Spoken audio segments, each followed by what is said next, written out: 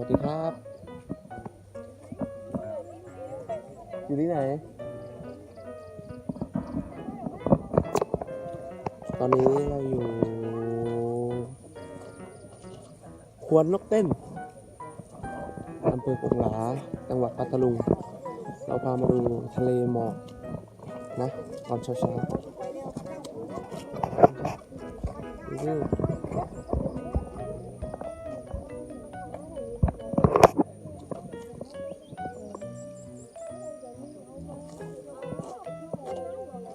สวยไหม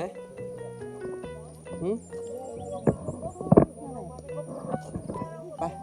เดินขึ้นไปดูข้างบนแต่พาไปดูอีกที่นึง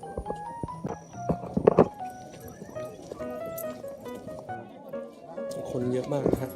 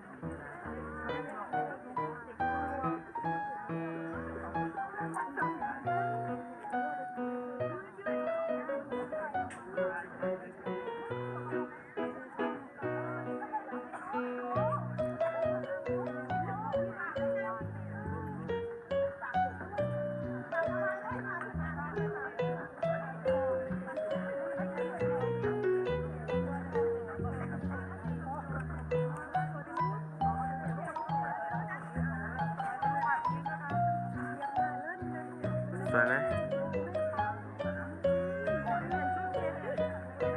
ทำไมคิดนานเนี่ย